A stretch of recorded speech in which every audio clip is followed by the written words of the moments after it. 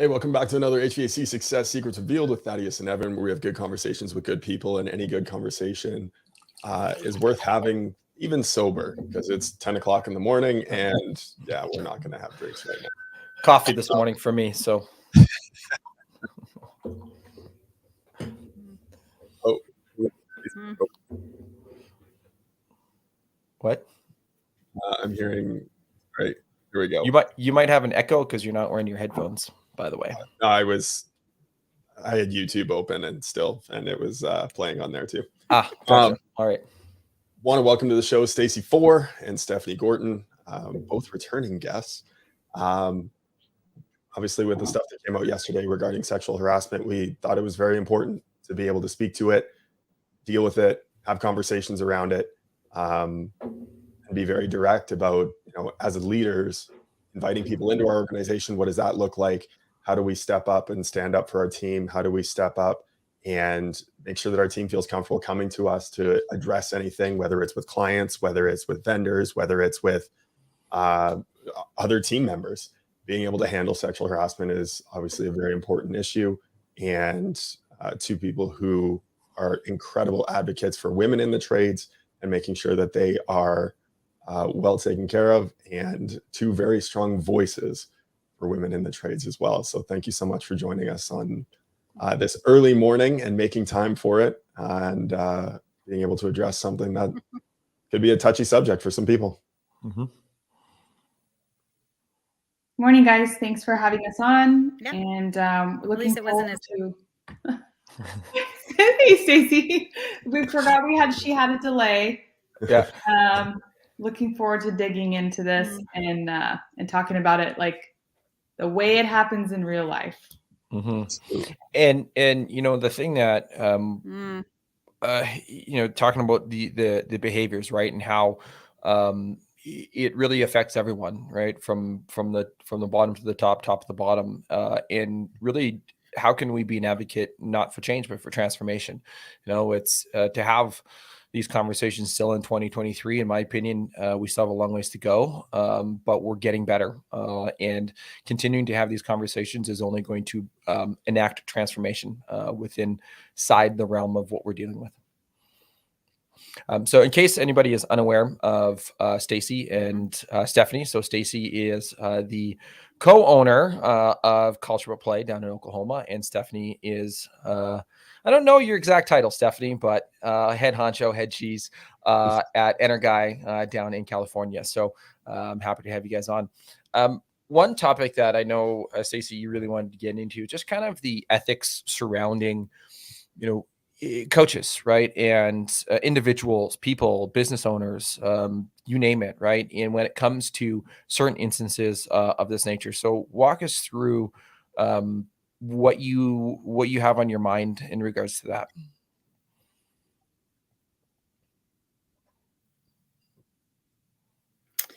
Yeah, so it's a great question. And I think maybe to preface that a little bit, a skill that I have that maybe most people don't have the advantage of if they're like a trades owner or business owner necessarily, is that I also have a law degree.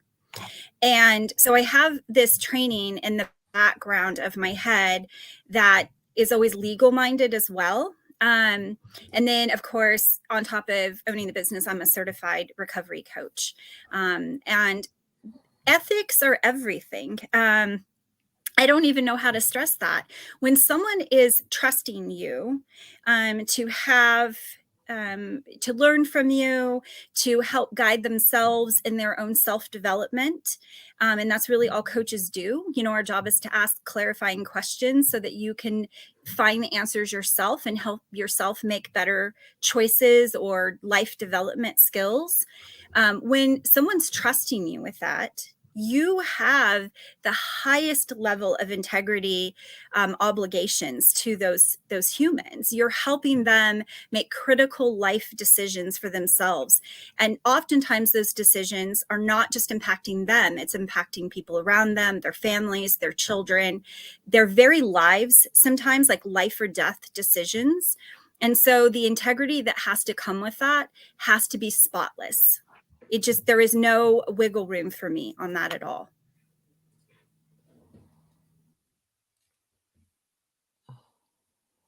Oh, we lost her. She's been having some internet connectivity and issues today. She's actually in the data room of the business, try to get a better Wi-Fi signal. So hopefully she'll come back in and bounce back in. But you know, oh, I guess Stephanie, and throwing it back to you, I guess what in terms of ethics surrounding it, what does that mean to you?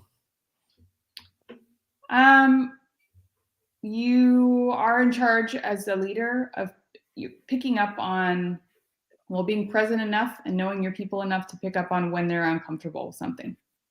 It is your job to say, I am a trusted individual. I can't even imagine approaching an employee about it, or harassing on my end. But I know that I need to pick up on conversations that last a little bit too long. I know I need to look around the workplace and notice if a male employee is over at a female employee's desk or vice versa for too long. I know I need to pay attention when people leave together. I know I need to make sure that the women who work past dark are not alone. I know that it's my responsibility as far as being ethical to talk about it throughout the year, not just when something happens, but what's appropriate and what's not appropriate, and make sure that if somebody can't speak up for themselves, that I'm at least in tune enough with our team to pick up on that for them and to ask a question.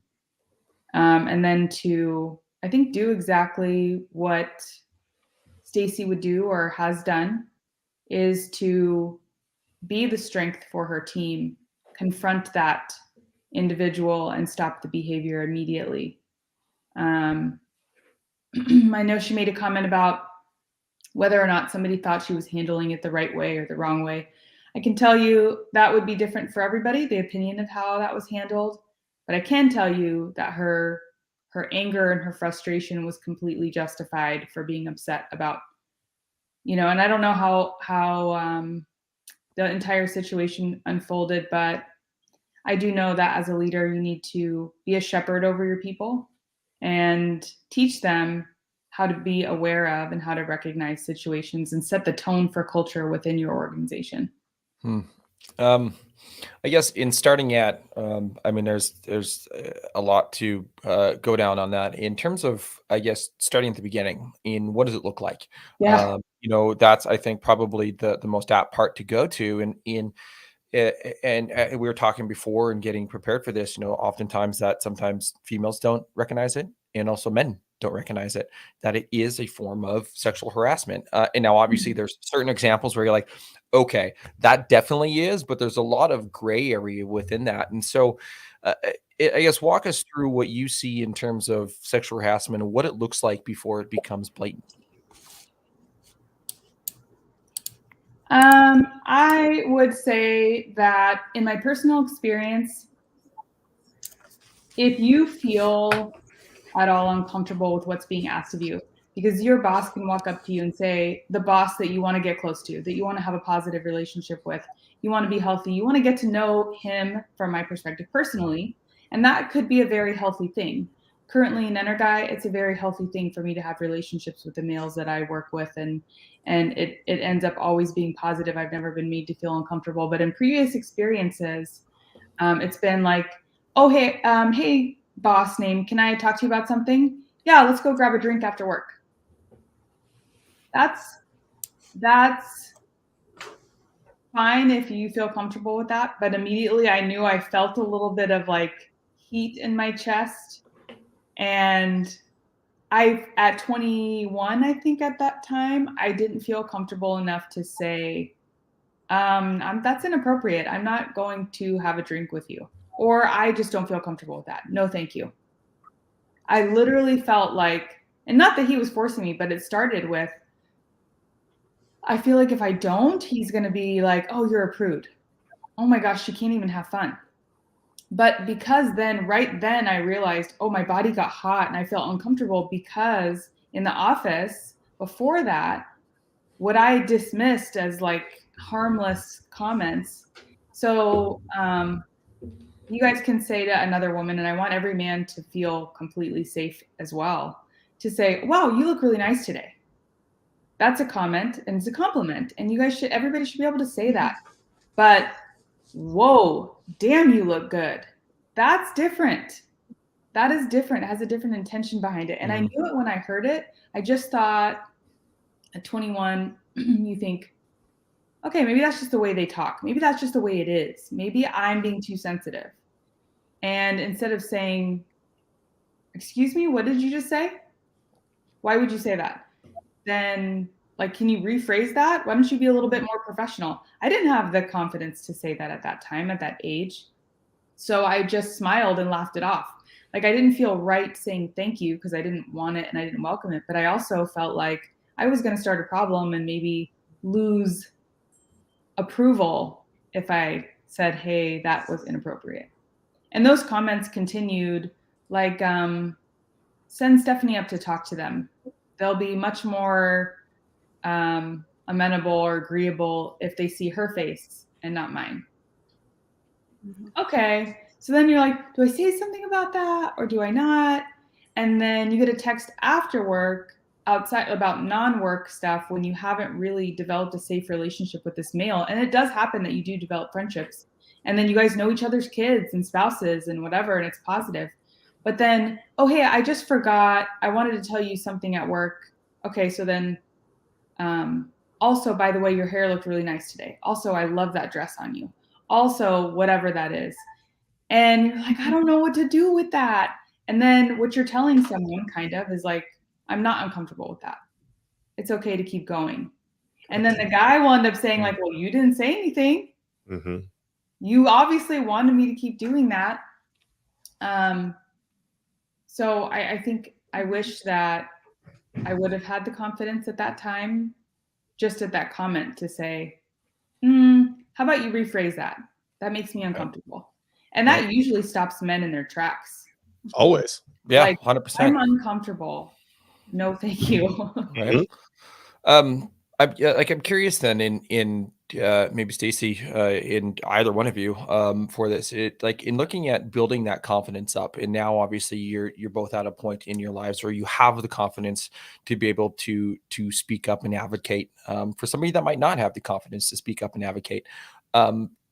But in those situations, on those one-on-ones, if something isn't making you feel comfortable, and how can one, I guess, gain some more confidence to be able to acknowledge and say, hey, you know what?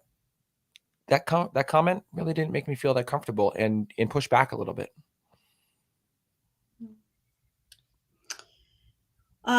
Well, let me say, I am so sorry. And I mean this from the bottom of my heart. I am so sorry to any woman who has ever been uncomfortable in a situation.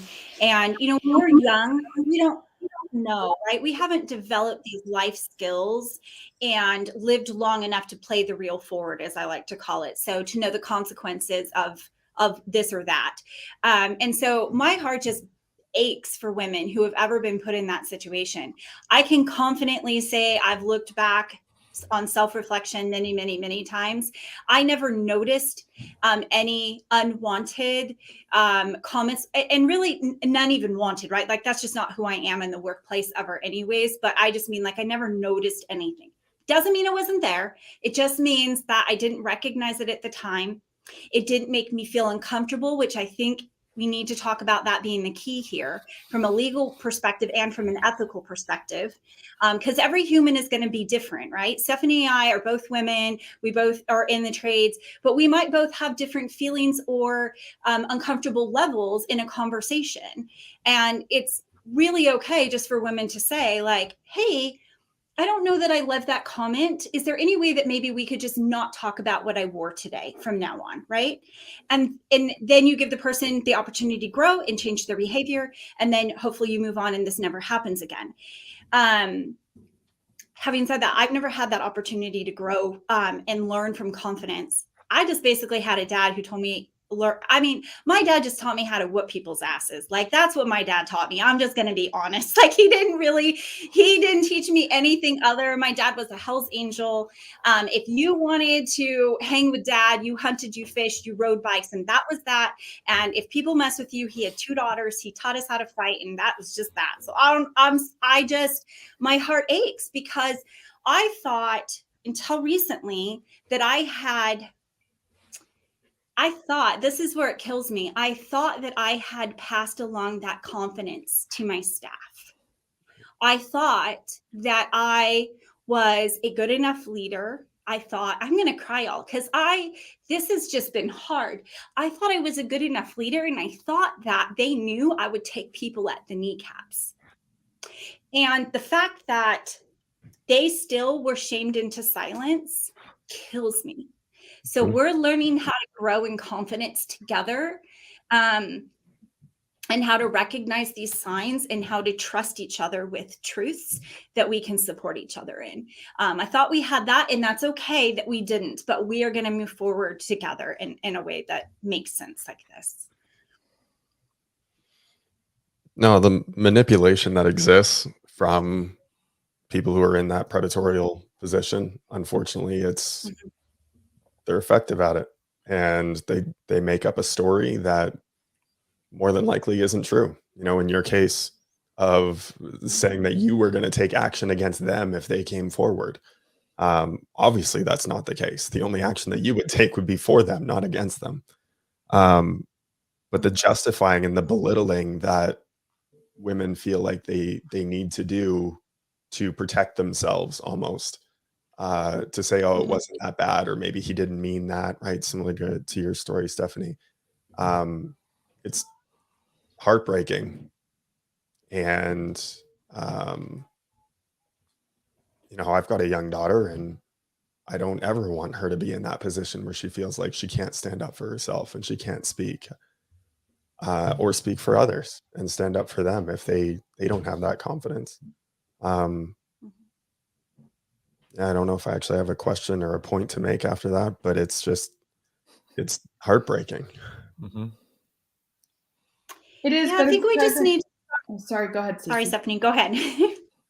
It's No, present no, in go every ahead, go industry ahead. and everywhere you go, in school, with kids. I think the point is, if your body gets uncomfortable and you feel uncomfortable and you don't quite have the skills to say I please stop, or I don't like that, then it's really important, maybe in our workplaces, just to say, if you feel like uncomfortable, then you just reach out to a leader and just send them a text and ask them for a tool or help or something like that.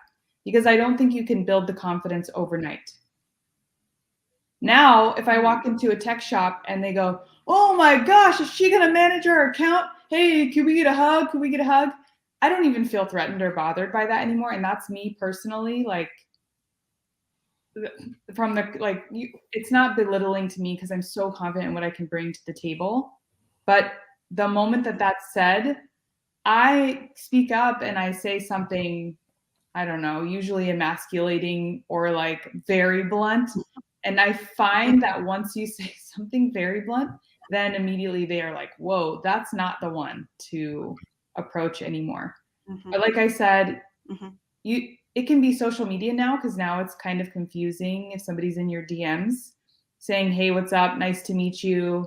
And if you're married and you don't appreciate that approach, or you know that if some guy's DMing me about personal things, all I have to think about is like, would my husband appreciate this? Probably not. And then I'm like, hey man, let's keep it professional. I don't need to talk personal stuff with you.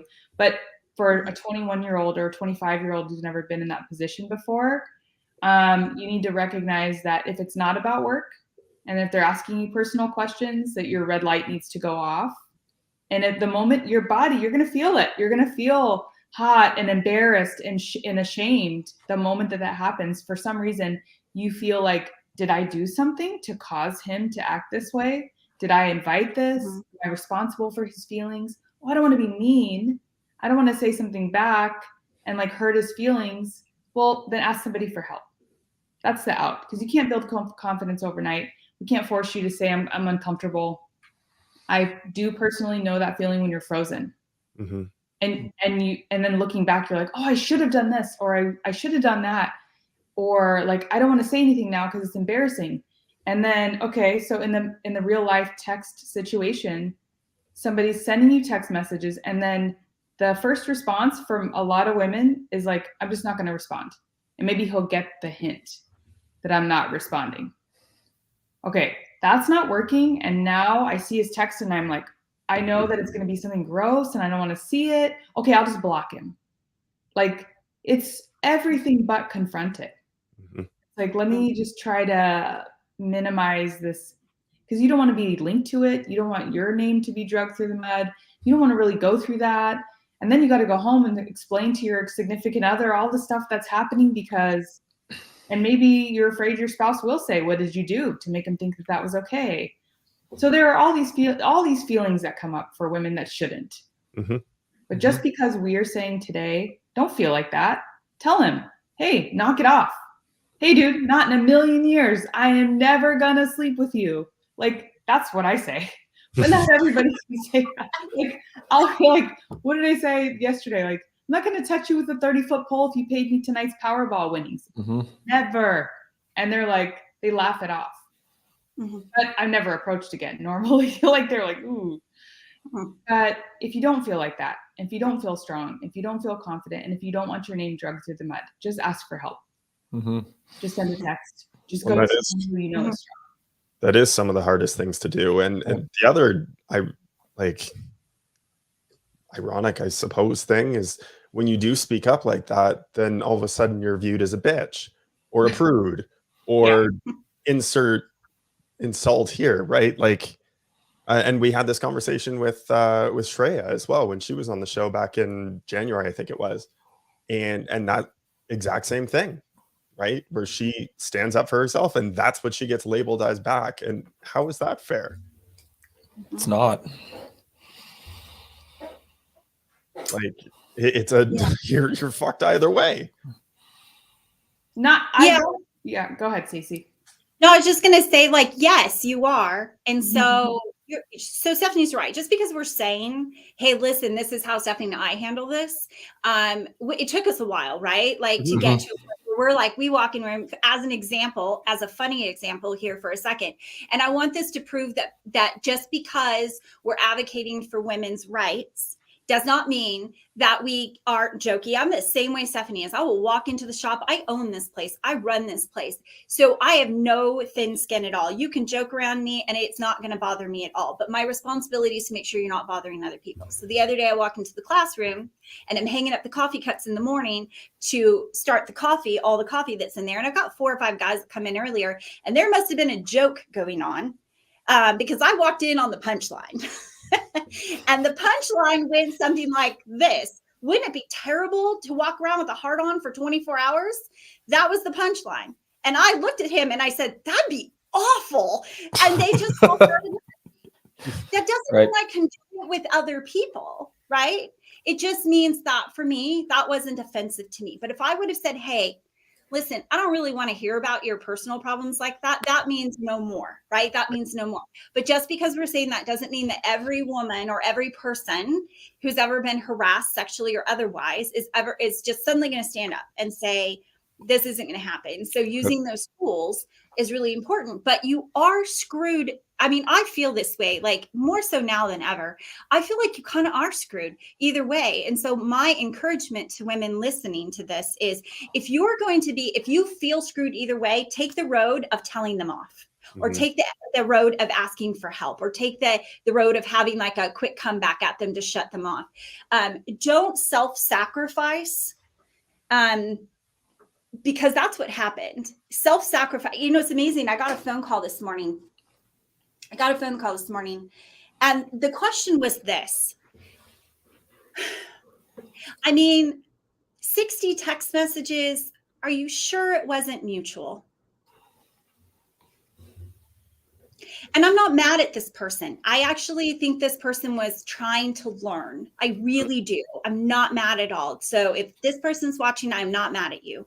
I just want this to be a lesson that, and this is how I explained it. Sometimes it sounds like a text message that says, hey, I was really thinking about you since the last time I saw you. Oh, okay. Why? Or LOL, haha, must have left an impression, right? LOL has become like a slough it off. We're not really laughing at your dumbass. We're just LOLing you, right? That's how this is going to go. And so then it becomes, oh, they didn't say stop immediately, so I must have permission, right? You don't have permission. You didn't have the permission to send the first one. You didn't have a permission to say the first wrong thing. And then it becomes, I'm isolated. It must be me. I'm the target. I won't say anything for the greater good of the team because everyone else seems to like this person. Everyone else gets along with this person. And this is just in general. I mean, honestly, God, this just happens all day long. And so then what happens is you just retreat and you don't say anything at all until you're in shambles. And it all crumbles. And so it doesn't matter. I don't care how many. I don't care how many. The first is wrong. And from the first moment, it was wrong. And it's just now learning those skills, right? Which is what we're hopefully teaching people, is learning those skills of how to set the boundaries, what words to use, how to communicate that. I always just say, clear is kind. So let's just be clear with people. And let's just say, hey, I'm so glad you liked my outfit today. I also liked it, but it makes me a little uncomfortable when people mention my outfit. So could we just not talk about that anymore, or something to that effect? Or would you talk to Bob about his outfit today? I don't know, something like that. Poor Bob, gets joked on quite a bit on anything. One thing that, and I want to kind of get into the boundaries and setting skills and how you guys are working with your team to identify and help that. But one thing that, we started off with this part by was, the jokes, right?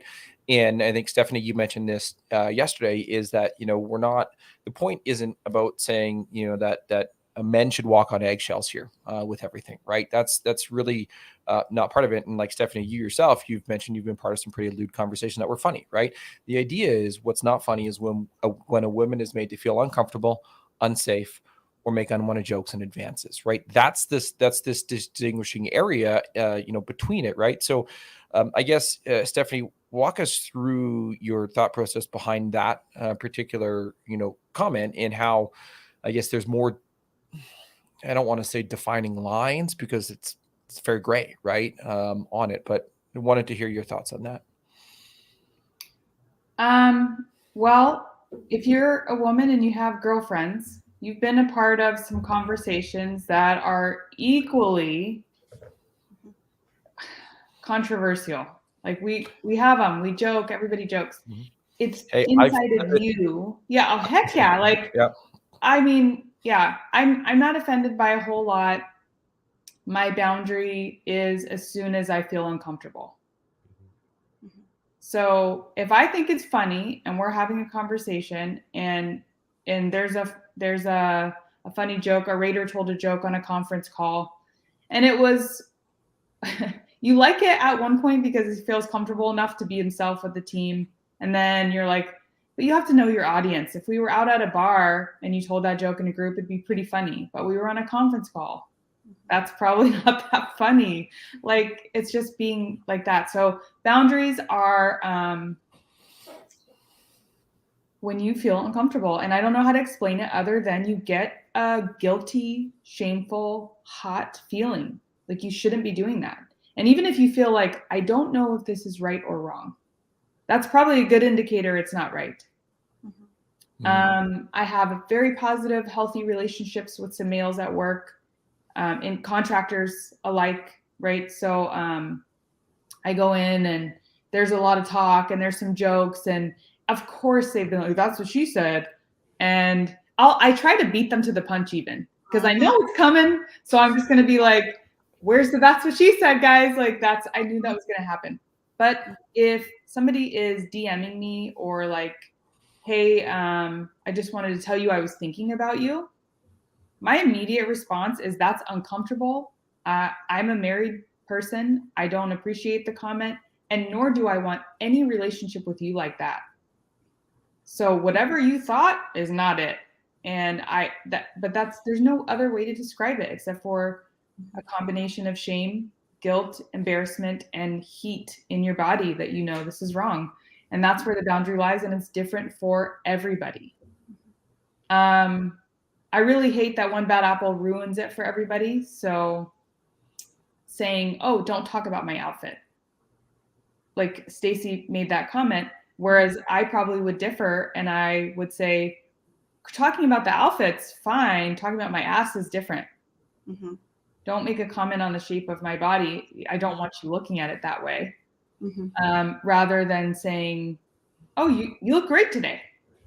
Mm-hmm. Now, if it's like emojis and kissy faces and all that stuff, like who in this panel right now would say that, especially as a leader, you should be texting any one of your team members or somebody that's trusted you to come in and teach them with emojis and hug space. And those are little tiny innocent icons expressing emotions, though. That's what they were meant for. Mm-hmm. And now in 2023, you're like so confused. It's like, did you just blow a kiss at me through a text message? Did you just wink at me? Did you just like, what does that mean? And so if that makes you uncomfortable, you should stop that behavior immediately. But but also, I don't want to work in a place where it's black and white and you have to tiptoe over everything you say and don't say that and don't say this because somebody will get offended. Right. But you know the difference between cornering someone and like gaslighting them with text messages and like saying, what, you don't want to talk to me? Mm-hmm. Wow, what did I do to you? Wait, what? How did this get flipped out around on me? And that's how that happens. Is you don't respond or you say, no, I'm not interested. Wow, you didn't have to be so rude about it. I didn't know that I pissed you off so badly. Because it's like, oh, let me flip the situation because I'm not going to take responsibility. And so an appropriate conversation like that is maybe the guy does think she's single. And this is not that situation, Stacy. Maybe he does think she's single and he sends her a DM. Right. Hey, what's up? And then she goes, oh, you know what? I'm married or I have a boyfriend. And he goes, oh, I'm sorry. I didn't mean to be disrespectful. Like, and then that conversation stops. I think that's a perfectly healthy situation. Yeah. Right. Absolutely. And a lot of people meet people at work. Right. When they're single, they meet people, they connect with them, and they build relationships at work. And so there's this dance that goes back and forth like, hey, do you want to go to lunch? Yes, I would love to go to lunch. So they go to lunch. Not that we're encouraging that, but it happens. And and if you feel happy when someone approaches you and you're single and in position to accept that, and that doesn't feel like that hot, ashamed feeling, then you are allowed to go for that. And then you say, you know what, I don't think this is working out anymore. I don't think I want to see you anymore. Okay. And then the guy says, please just meet me one more time. Let's just meet for 10 seconds. Let's just meet for 10 minutes. I mean, can I just buy you a coffee? I just have one more thing to say. That's the boundary. I said, I don't want to see you anymore. You're trying again. I'm saying no. And you're going, here, look at these pictures. Here, do this. Here, do that. That's the boundary. Right. Yeah. No, it is individualized entirely. Right. And I mean, as men and women, right? Women, there was a comment on Facebook about a female dispatcher that was sexually harassing male techs. Right. So it does happen the other way. It's a lot more rare, but it can happen the other way. But everything is individualized. And at the end of the day, you have to be able to stand up and to set that boundary for yourself and say, no more, I'm done. Stop it. Fuck off. Whatever you need to say. You know, Stacy, you talked about how you felt like you were a better leader and you felt like you let your people down essentially in them not coming forward, standing up for themselves, etc. One, I think you were a fantastic leader because the fact that they did come to you, even though it was a little later in the process, is still better than a lot of other organizations that are out there that have kept this hidden for years. So as a leader, how can we make that opportunity a little bit more available for the team? How do we bring it up more frequently? How often is too much? How can we have more of these conversations within our organization so that this stuff stops when someone feels uncomfortable and they're willing to stand up and just say, I'm done, no more? Well, I think this is a time. I mean, I think we're doing it now, right now, the four of us. I think that this is a moment in time in which a lot of people can learn a lot of lessons, and they can use this opportunity to have a conversation, an open conversation with their whole team. Here's some examples of what sexual harassment or workplace harassment in general can look like. So here's some of the non-negotiables that we have in our company. We don't tolerate this behavior. Here's some examples. They're not hard set in stone because, again, to this entire podcast point, that everyone has a little bit of their own boundaries and their own comfortable thing. But every company, I think, should have some lines in the limit about what we're going to talk about at work, right? Like, what conversations are we going to have at work openly and group settings with everyone around, not individualized one-on-one conversations. Because women have those conversations too. Stephanie is not wrong. We have those conversations, but we're just a little different sometimes in the place and the time that we have them. And then I think that you make it very clear, heart to heart with your people, that if you're not comfortable setting those boundaries or speaking up for yourself, that let me be your voice there. Ethically and legally, I'm obligated to stop the behavior that you report.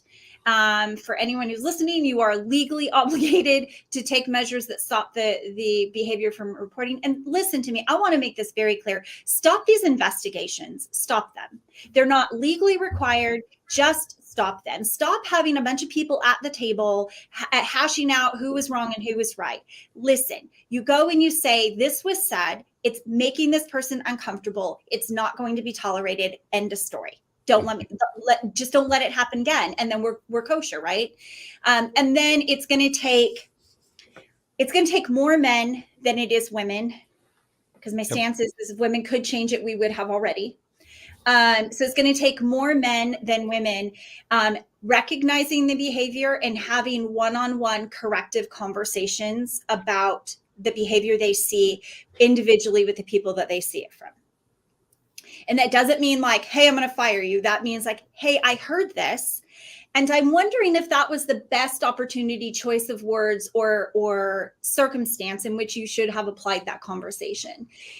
Do you have mutual consent? Is there, is something, right? Investigate that a little bit in a one-on-one conversation, but train your leaders better. And for the love of Jesus, take advantage of trainings when they come up. Don't just sign some stupid piece of paper that says, I did training with my team, and slip it down the thing for some Department of Labor audit later.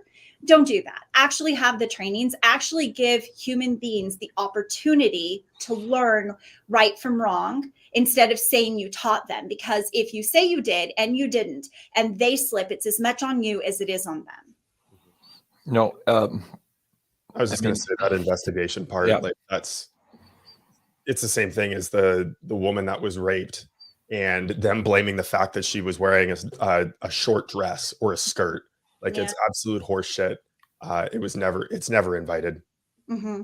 Never. For me, it's like, and I have a law degree. So for me, it's a lot of the cross-examination that we hear of, well, did you say no? Right. I'm sorry. I was terrified and I didn't have a voice at the time because I was screaming silently, which does happen to women in freeze mode, right? All of us can have freeze mode. And most of us live in that than we do in fight or flight. And so now we're frozen. So, but here's the thing I want women to say, but I didn't say yes. Right. Yep. I don't have to. Consent. No is not the thing I have to say. Yes is the thing I have to say. Yes is what I have to say, not no. That's not required by law. Yes is required by law. Consent is the word yes. It's an affirmative decision, not a negative decision. So you were required to ask, and I was required to consent in a positive affirmation, not in a no way. So people need to get that right out of their heads. I think on the topic of training, if leaders are listening, and whether they have a small company of like 5 to 10 people, it gets hard. Like, it's different when you have 100 employees, and it's different when you have 5. But it's never too early to start actually bringing that into your training. So a couple of things that you can do are you can that really help people absorb information and get comfortable saying the words that they need to say to define their boundaries for other people. Are mock trainings.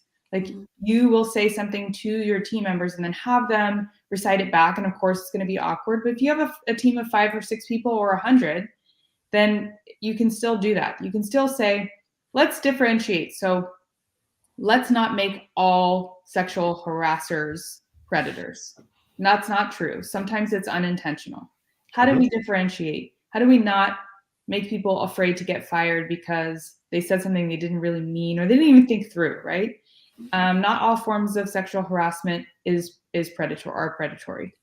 So you can give subtle feedback. Hey, Mary, why don't you, let's sit down. So if I say, for the 3rd time that you say no to me, you want to go to lunch? Or if I say, oh, dang, you look good today. Maybe the guy's actually trying to flirt with you and not trying to attack you. Okay, so you can say, not cool, dude. Right? That's step 1. We can get realistic about that. And then have her reply, okay, so what in the situation? People tend to do better when they've recited things before the situation actually occurs. And then second, as a leader, your responsibility is to make sure that in no way, even if this is your best friend, the guy who comes in to train or the HR manager you bring in or the supervisor or whatever, there will be no retaliation at any point. You need to make that clear to everybody, even if it's you that does something out of line. And then I wanted to give a really good example, and this happened a couple days ago, of someone who wasn't intentionally sexually harassing, but actually had just a bit of trouble understanding that it wasn't being received because the female was subtle about her feedback. And this man actually might have a little bit of a developmental challenge. So that subtle feedback wasn't really sinking in for him. And this was actually my husband that did this. He's a supervisor over at Loma Linda Hospital, and you guys might want to bleep that out. Anyway, no, he handled it. Too late. We'll do it after. We'll do it after. Yeah. So he actually handled the situation well, so it's okay to say it. Somebody complained to him that they were receiving text messages from a male and they were unwanted. They sent screenshots of the text messages. My husband said, we'll take care of it, teamed up with his other male co-worker who's the director. They did what they had to do, reported to HR. And then to reinforce the situation, he had a one-on-one discussion with that man and said, hey, I get it. This isn't connecting for you. So anytime you have an urge to text or ask to lunch or buy a gift or contact in any way, I want you to know that's a no. You cannot do that, but come to me and tell me the idea and tell me what you want to do. And so the guy did. He said, I was feeling really bad for texting her, so I thought I'd give her a little gift to say sorry. And my husband was like, no, absolutely not. You will not contact, you will not text, you will not call, you will not do this. And the guy was like, well, are you upset? Because you told me, here's the tool. No, you did the perfect thing. Just come talk to me, leave her alone, and you and I can work this out. So not, I want to fire you for something subtle, but all those things need to be in training and text back and say, I'm uncomfortable. Right. One of the things that, in terms of the open dialogue and the trainings, culture rose 3% per day, right? I believe it was Peter Drucker who mentioned that.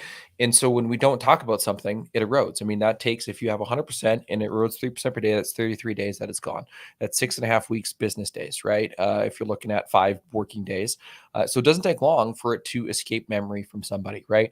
When we look at, and this might be even a question for HR guy, but also in terms of your guys' experience and opinions, how often should one be leading trainings such as this and going through? And there's a difference, right? I mean, obviously the training you're talking about sitting down and doing role playing and doing mock examples, that's a very deeper dive. But then there's also continually talking about it, just like a culture would, right? How often do you repeat your core values to your team? Amanda Triolo does it every single day. They read it out loud. But when it comes to this particular topic, how often would you say that you're talking about it in a quicker way? And how often are you going into the deeper dive trainings? Or should a person be doing it? I don't think I was doing it often enough. The mistake that I think I made that I hope people hear is that I trusted. Listen, my ego got in the way on this one. I'm just going to be really honest. My ego got in the way. And here's what I mean behind that. I thought that anyone who knew me would just not be this stupid. I honestly thought that. I thought that anyone that knew Stacy Fore knew how tough I was, knew that I advocated openly and often for women, or for humans, right? Just for humans in general, and knew my background, would just not even think about doing what happened. But this is a lesson I need people to learn. Mental health disorders are larger and deeper than people's egos. And that happened here. And so when I thought I had a great culture and culture changes with the people that are in it, but you can maintain your core values and your integrity levels. When I thought we continuously had that, I really thought I had my people on solid ground. And I made the mistake of not talking about this type of behavior in here, other than one other major time in which I avoided having another trainer on site because of what I believe would be predatory behavior with other companies. And so I stopped that, and we talked about it. We talked about why that person wasn't coming. And so I just made the mistake of not talking about it often enough, because there is this line in that even leaders, I know you're struggling with right now as you're listening to this. And we want to make this clear. Like, we know there is a line of harmless, like, hey, would you like to go to lunch? That's just a question. It's not predatory in nature. It doesn't have ill intentions. And maybe the person asking would love to go have lunch with you. That's great. When someone says no, then maybe, we teach people to say, with that, it's just so I'm clear, would that be a no always? Or is that just a no for today or a no for this time? And then also to the person answering, maybe we could just be clear and say, you know what? I don't really mix work relationships and personal relationships, or I am not interested in going to lunch with you. Thank you for the offer. Or, hey, ask me another time. I'm just busy today, right? So there are different ways that we can respond to that. And I have never taught those well here, because I really just believed deep down in my soul that I had weaved a great culture of, we don't perform it here, so we're not going to tolerate it here. And so you better believe that this will be a more high priority topic more often. And I'm super grateful, because obviously we have our on-staff therapist as well, so we can navigate that together in a cohesive way. So. I mean, obviously having the on-staff therapist is absolutely phenomenal and wonderful. It gives people that line of communication that isn't the leader, that gives an ability to have a trusted place to go and have those conversations. One of the comments, and a few of the comments from the post yesterday, had mentioned that some people had it brought to them in previous times, and the individual didn't want to make a big deal about it. If you're in a leadership position, and I mean, how would a person then have that conversation with the person who brought it up to say, no, I think that we need to, right? I think we should have this. We should bring it out, but that person doesn't want to. Where does a person go during that conversation?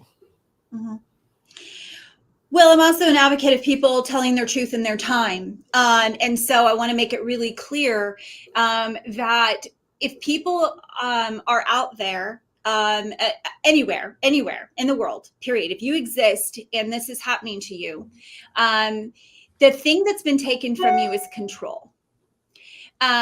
Initially, right? So now the control is in your hands. We tell this to rape victims all the time. What happened to you wasn't in your control at the time, but what you do now and the time that you do it is in your control. And we really want this person to be brought to justice and all these things, but it's your truth in your time. And so I don't want anyone to feel ashamed that they didn't say anything before. I don't want anyone to feel ashamed if they're not saying something now. And that is not what this is about. This was about me doing my part to make sure that I at least opened my mouth and put my money where my mouth is in saying we don't tolerate behavior like this, and I won't allow women to be victimized in the future if I could have prevented it now, right? So I don't want people feeling that way. So find a friend outside of work. I think every person should be in therapy. I'm in therapy. I think every human since the age of 3 should be in therapy. Everyone knows this. Find a therapist, find a friend, find a clergy member if that's your thing. Find someone you trust to just talk to. Find a coach. There's life coaches galore out there. We love nothing more than to help you find your timing to tell your truth. And how and when you do that. It doesn't have to be on a public forum. It doesn't have to be, it's your truth in your time and in your place. But find somebody to talk to, because bottling it in here will just destroy you over time. So find somebody. Well, and it's having that safe, confidant can go a long ways to even get it off your chest, right? For it. And look, if the leader doesn't want to, or the individual doesn't want to make a big deal, the leader can also remove those individuals from contacting within the organization as well, right? So, yeah, absolutely, yeah. Yep. No, it's great that I 100% agree that everyone does need someone to talk to, and whether it's a therapist or a professional, ideally it's a professional, because they have the ability and the skills to be able to help you work through anything. We've started sending our kids to go see a therapist recently, mainly because, my wife and I have separated now. And so in going through that, we wanted to make sure the kids are all okay. Right. But this was also a big conversation at the dinner table last night. You releasing that video shocked me.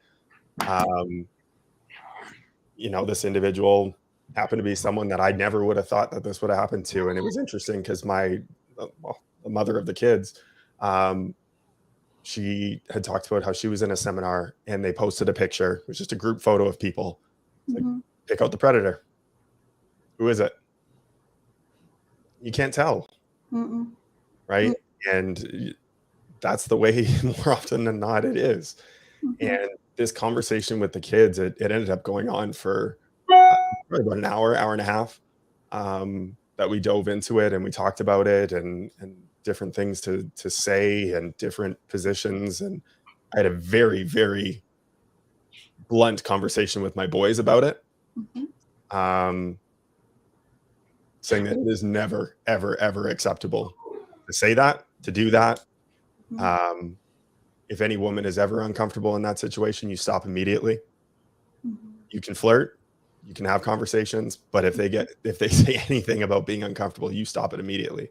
But also being an advocate for women and being able to stand up for them as well. And it's interesting, even being on I play baseball with a bunch of college kids, and the language that's used there and how they talk and how they speak, like it's still an issue there. And I've had conversations with some of them around the language that they use, and it's the kids are so important, and to be able to have those conversations to them. I'm curious in your professional opinions. I know both of you are parents as well. Being able to work with kids, have these conversations with them so that they feel safe to be able to come forward as they grow older, and so that they don't feel the way that Stephanie did at 21, where you're struggling to figure out who you are at that time. I mean, it's difficult enough being a young woman. Being able to step forward and tell someone to stop is a really difficult thing. We've addressed all that, but how do we instill that kind of confidence in our children to be able to come forward and address these issues head on and call it what it is and get it to stop? Either of you have any opinions? I raised 3 daughters. So that's been fun.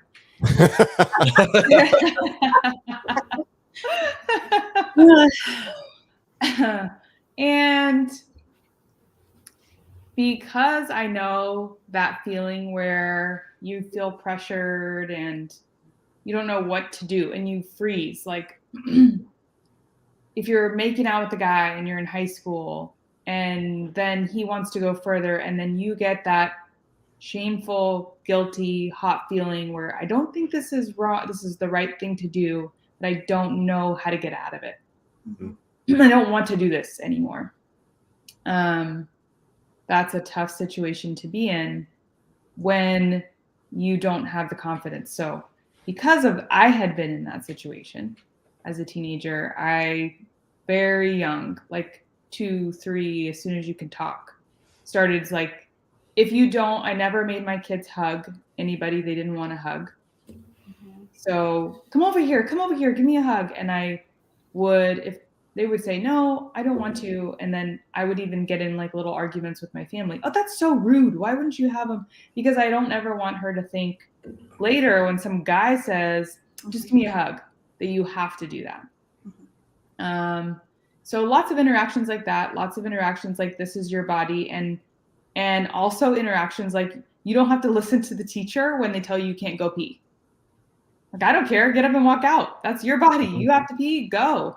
Like, do not listen to that. And so differentiating, like just because somebody's in a position of authority does not mean, whether it be me, Mom, I need to talk to you about that. I don't agree with that. That was always welcome. Teachers, coaches, never being alone.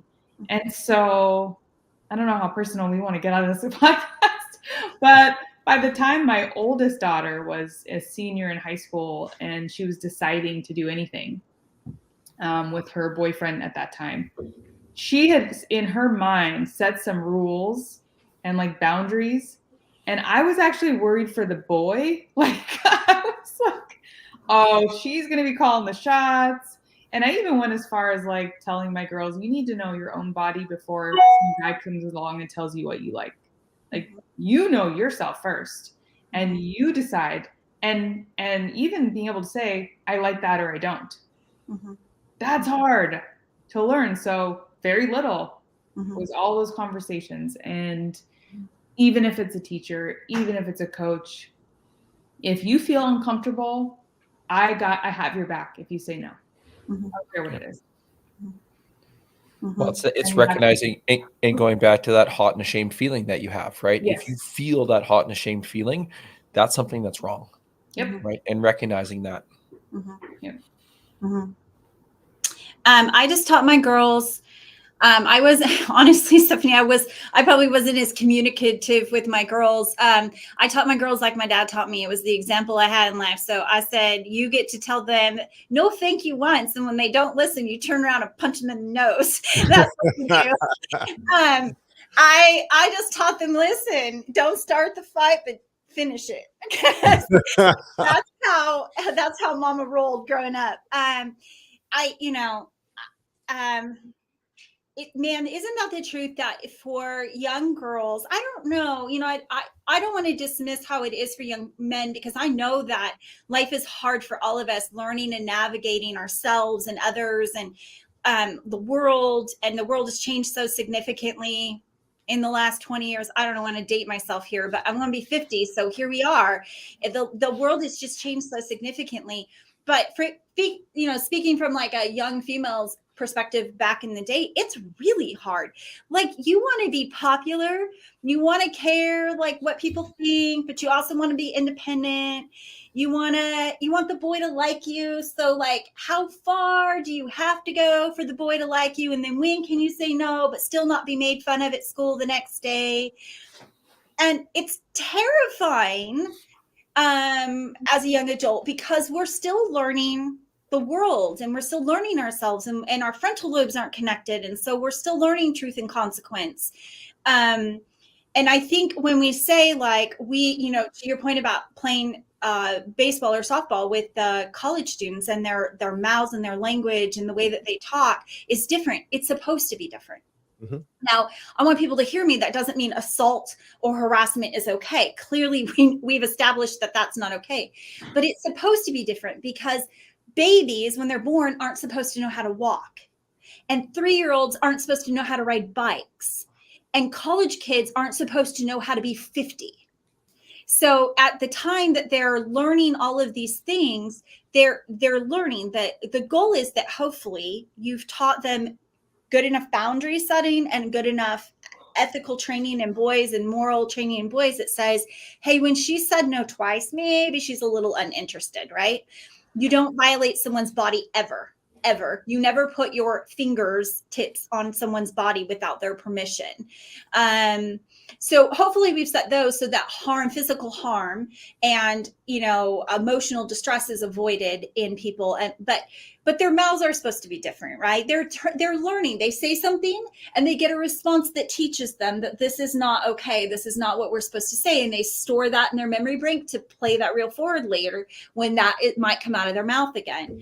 And so these are just behaviors that we should be establishing in our children better from a young age. And I have always, the one thing I did do that Stephanie did is you don't have to touch anybody you don't want to touch. They're not entitled to touch you, and you do not need to touch them. Even to this day, I have 3 grown children. The youngest is 28. The oldest is 32. And I have 3 grandchildren. If anyone doesn't know that, I have 3 grandchildren and they're my life and I love them. And for most of their life, I raised them. And to this day, I still say, would you like to give grandma a hug? And some days my little shit grandkids say no, and they run off to go play. And I don't say, no, come back and give grandma a hug. Today, this moment was not the moment in which they chose to interact with me physically. And while that might break my small little grandma heart a little bit inside, I have to respect what I've taught, which is that I can't force you to touch me if you don't want to touch me. Today's just not their day, right? That's a great lesson, and definitely something that I'm taking from this and wrote down. We'll make sure that gets applied. Well, once my boys are old enough to understand it, I was trying to tell Merritt about it yesterday, and he just goo goo gaga and smiled at me. So 3-month-olds don't get it.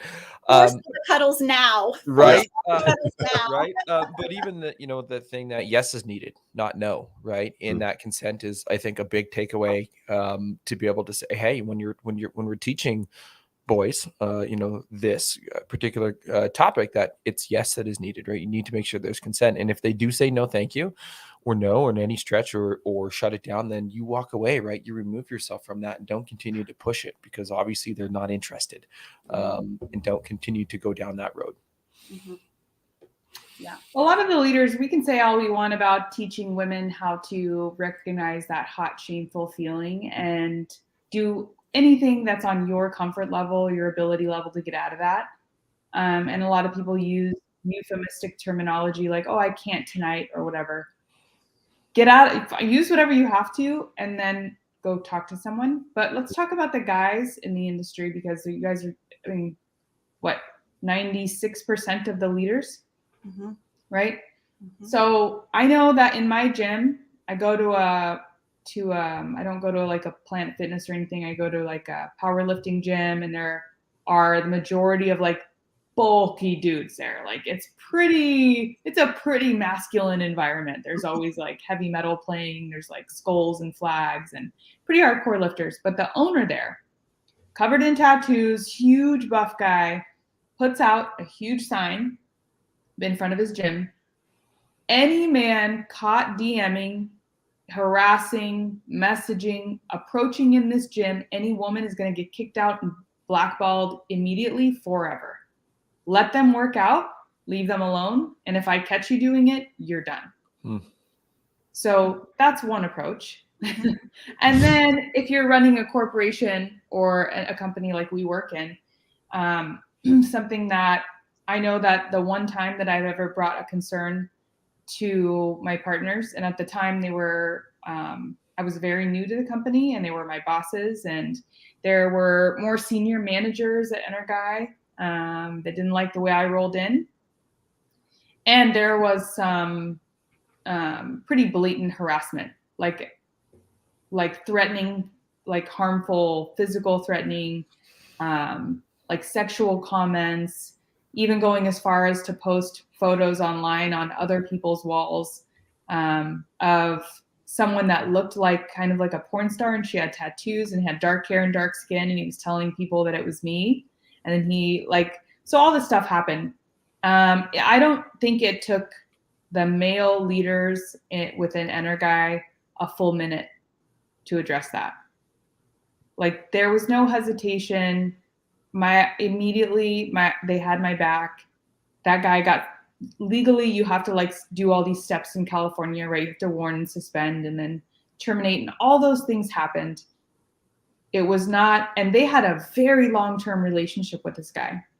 It was long, and this guy had built part of the company, right? The sales from the very beginning when they first opened their doors, and he was a pretty integral part of Energy. And that didn't matter to them. Like, that wasn't, I mean, I'm sure it was a consideration. I'm sure it made them uncomfortable or disappointed in him, but there was no hesitation in handling that on Energy leadership side. And I think they handled it beautifully. And that guy's no longer at Energy, and that behavior was not tolerated. And I felt really good that it took so little time to address that openly. Absolutely. Well, and it, the thing I wrote down is positions don't matter, people matter, right? And when you take care of your people in such a way that if somebody comes in, it could be the top salesperson in the organization that's responsible for millions of dollars, That's exactly right? what it was. Yeah. Everybody is replaceable, right? In the safety of an organization, the safety of the people. And when people see that, now they feel comfortable, right? Now they feel confident. Now they say, okay, this place is a great place to be at.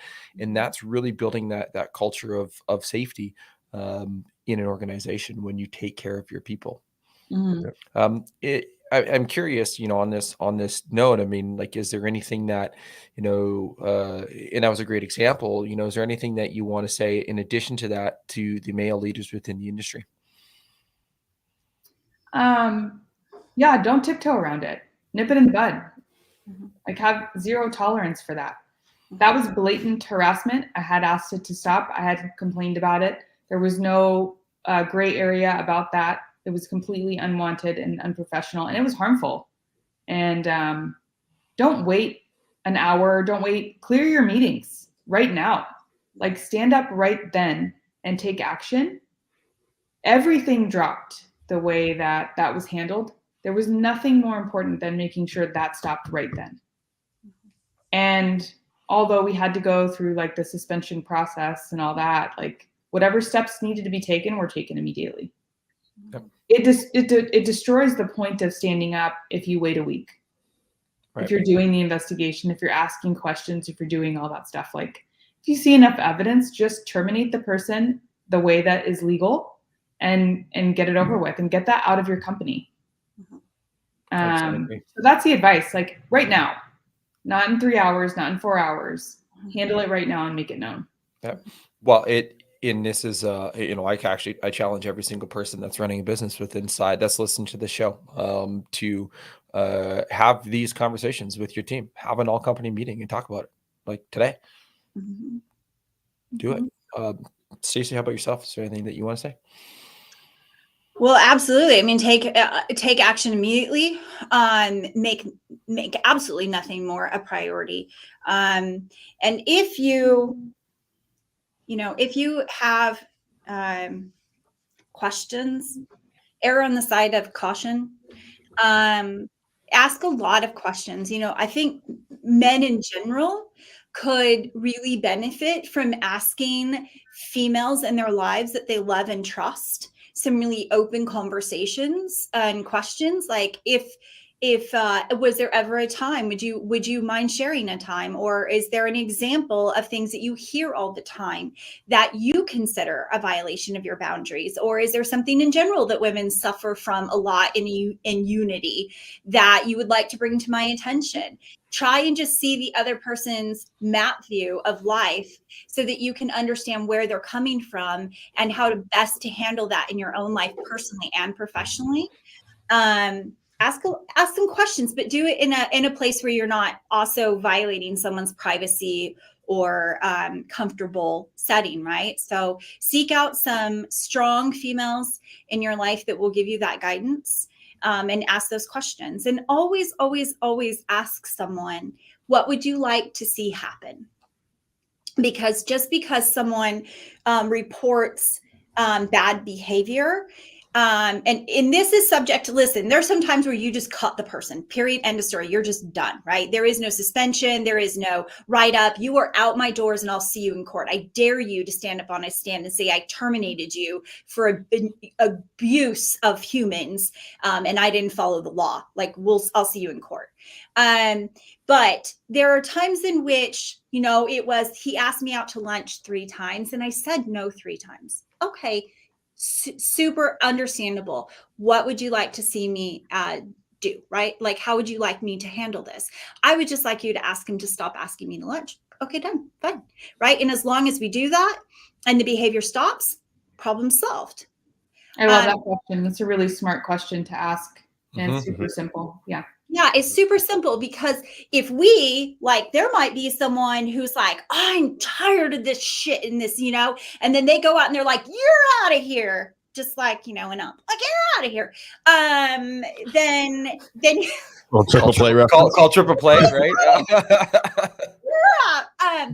So you might be terminating someone for something that was way more than was necessary.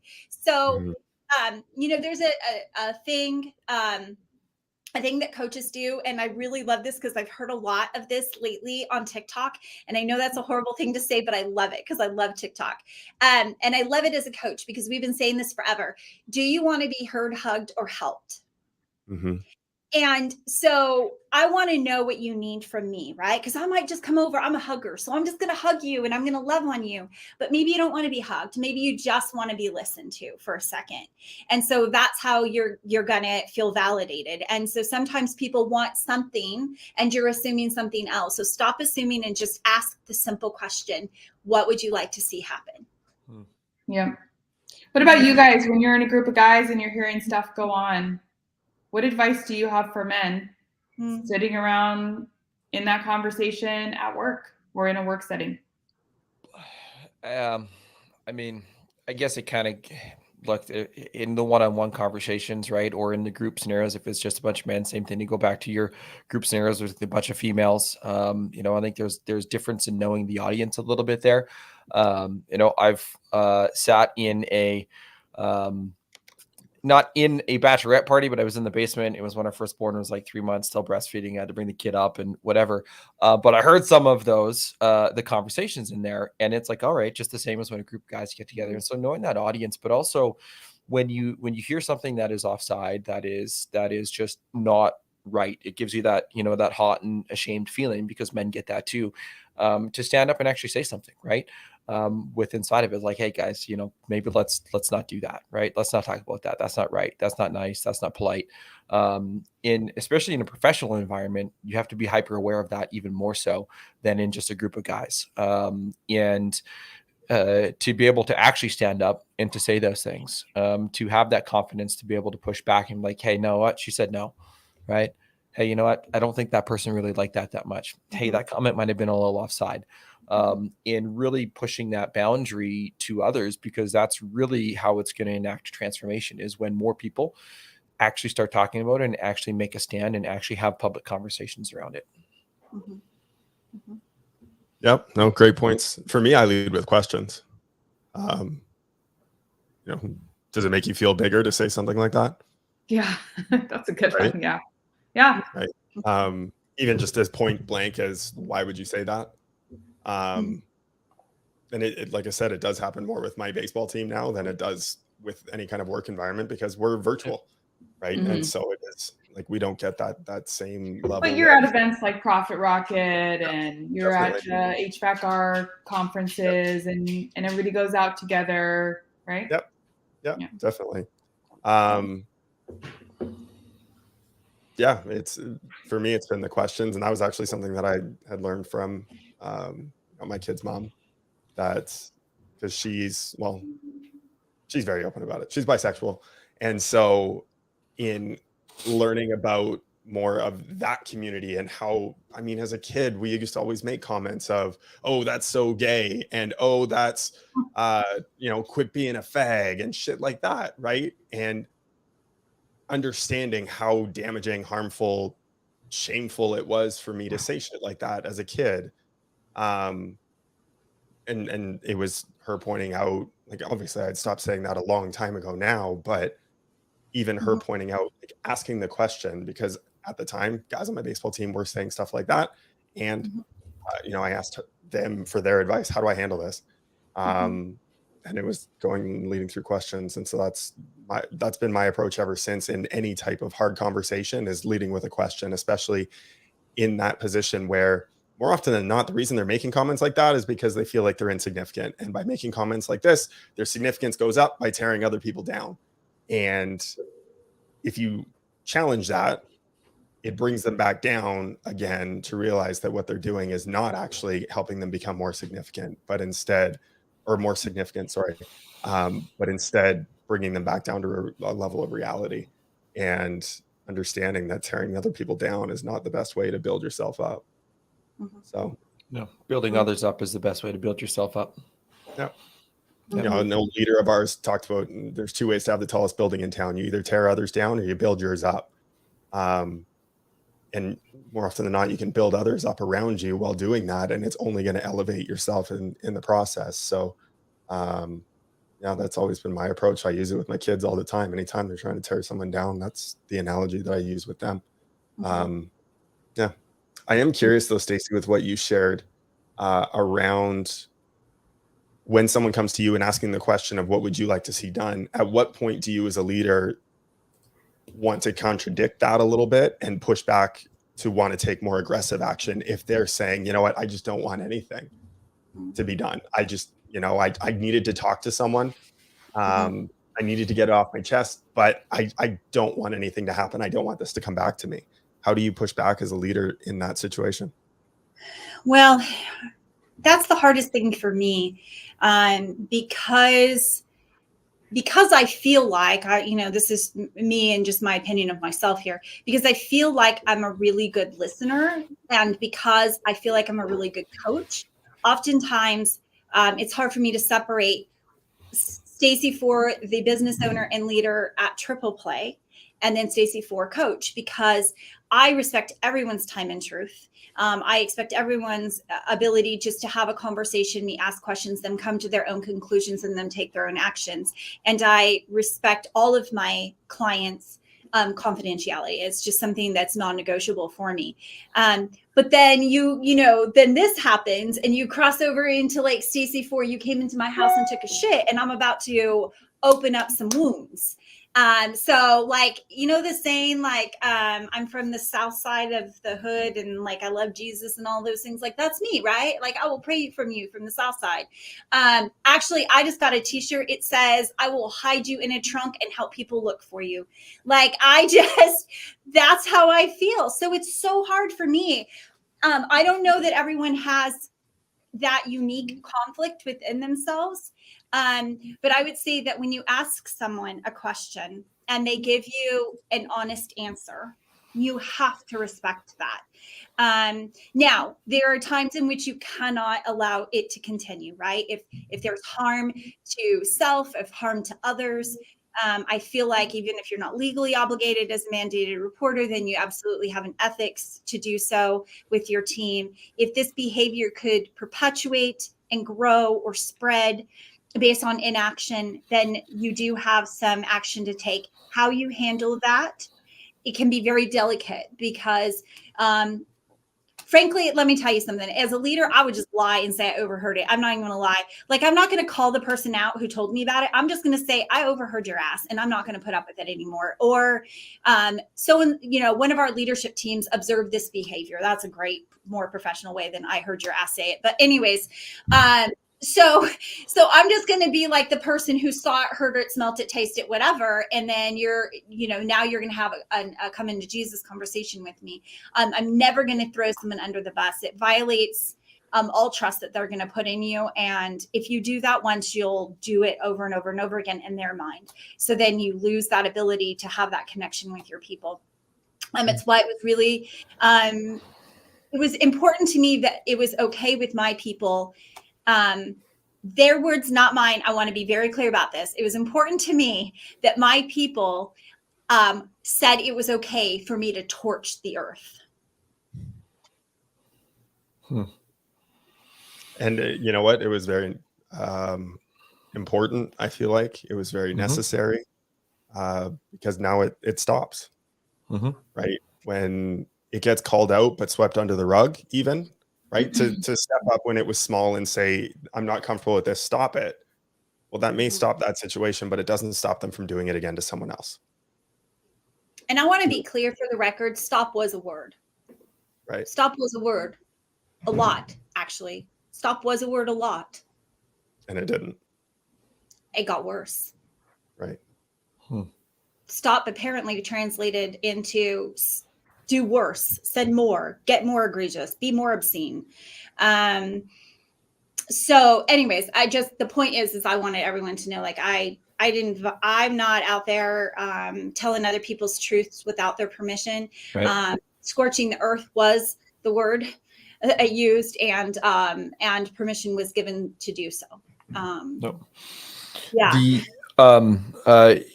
Stephanie, I know that you have to go. You have a meeting right now, and look, this conversation doesn't end here, right? Just because we're wrapping up our show here today, it doesn't end here. I want to thank, first and foremost, Stacy, your team members, for the individuals that came to you, that had the confidence in their ability to say, "Hey, Stacy, this isn't right," and have those internal dialogues first and foremost. Together, and also bringing in the words "scorch the earth," because again, it's needed, right? And this conversation continues to need to be happen. It shouldn't, but it does. And if we take, a lot of the highlights out of this show, that's it, right? Continue to have these dialogues with our team members. I do want to thank you, Stacy, for scorching the earth too, and bringing that forward. The confidence that you bring forward with it is absolutely amazing. And Stephanie, for yourself also to exude the confidence that you have to be able to come on to here as well and share your experiences and your wealth of knowledge in the situations that you've been put in. I can't thank the two of you enough for doing it, and I want to continue having open dialogue around this. Yeah. Well, thanks to both of you for your support. Thanks for the messages. I couldn't even imagine, I couldn't even count how many messages we received. So thanks to all of the men and women who are supporting all the women out there who are struggling. And thanks for wanting to make the change and have the conversation. It's so important. We can't change anything by ourselves. And just thanks to people for not having nasty comments about a really sensitive subject. It can typically sometimes go that way. And I'm really, really, really grateful for everyone's kind supports and reach out messages. A lot of people I didn't even know. So it was very kind. And the sentiment in generality was absolutely passed on to my people. Amazing. Yeah. Well, I'm not going to do our traditional outro video. I just want to thank everybody for listening and for tuning in, both on the live as well as the after live when it gets put out onto the podcast networks everywhere. And be the change, be the transformation. Okay. Take care, guys. Appreciate it. Ciao. Bye, everyone.